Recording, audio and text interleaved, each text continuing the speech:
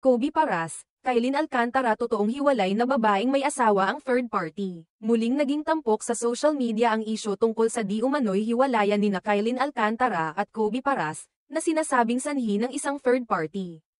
Ang balitang ito ay lumabas kasunod ng mga pahayag ni Benji Paras, ama ni Kobe, na nagsabing magkasama pa rin ang dalawa.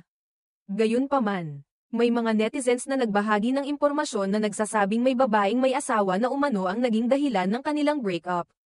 Ayon sa ilang fans ni Kylene, isang babaeng may asawa na ang naging sanhi ng paghihiwalay nila ni Kobe.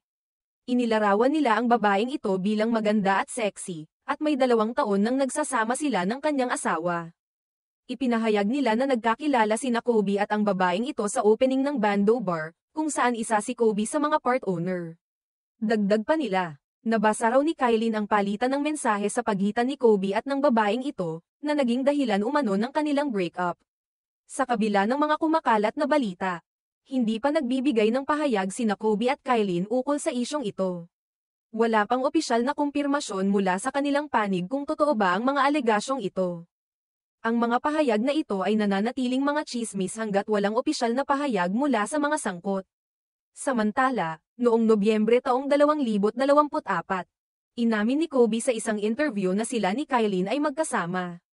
Sinabi niyang si Kylene ang kanyang biggest crush at sila ay nagde-date.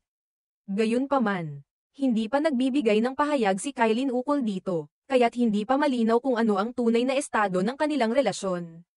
Sa ngayon, ang mga isyong ito ay patuloy na pinag-uusapan sa social media, ngunit nananatiling walang opisyal na pahayag mula sa mga sangkot. Ang mga impormasyon ay nagmumula lamang sa mga netizens at hindi pa napatunayan ang kanilang mga alegasyon.